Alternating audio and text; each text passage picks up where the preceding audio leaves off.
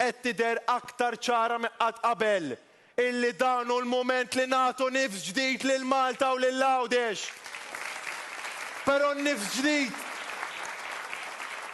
in-nifs ġdid ma nistax inġibu waħdi. Ma nistgħux inġibuh waħedna l-kandidati. Għandna bżonn lilkom, kull wieħed u waħda minnkom. Komplu waslu l-messaġġ, komplu konvinċu n-nies għaliex wasal il-mument li nġibu kapitlu ġdid tal-pajjiżna. Dan hu l-mument tagħkom tal-Maltin u l-Għawċin kollha. Ex-qar il-kap tal-Partit Nazzjonalista Alex Borch meta kienet jindirizza attività f'Ħalluqa fejn fakkar kif mill-ewwel ġurnata tal-kampanja il-Partit Nazzjonalista beda jindika l-prijoritajiet tiegħu permezz ta' viżjoni fit-tul kemm fis-saħħa kif ukoll fis-settur tal-enerġija bir-roħs fil-kontijiet tad-dawl. Aħna min-naħa tagħna u rejniekom li preparati bil-costings, bin-numri, bl-esperti, bil-kabinet li lesti mexxi u jwettaq biex fl-ewwel ta' Jannar il-kontijiet tal-familji ta' dawk li jgħixu waħedhom, tal-bdiewa, tar-raħala, tal-għaqdiet ikunu irħas. Il-Partit Nazzjonalista wieħed ukoll niċeċ ekonomiċi ġodda li jagħtu xogħlijiet ta' kwalità. Dan flimkien ma' investiment fil-kultura, reviżjoni fit-taxxa tas-suċċessjoni u reviżjoni fit-tax brackets.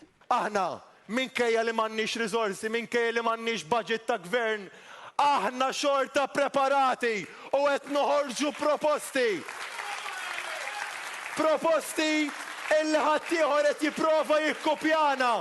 Stqar li jinsab gburi ħafna bil-kandidati tas-Sid Distrett u għaċċan biex jaħdem magħhom fi gvern ġdid nazzjonalista biex jagħti nifs ġdid lil Malta u lil Għawdex. Determinati illi mhux biss inwedu, mhux biss nisimgħu, imma determinat li wettquhom għax dan huwa l-Partit tan-Nazzjon.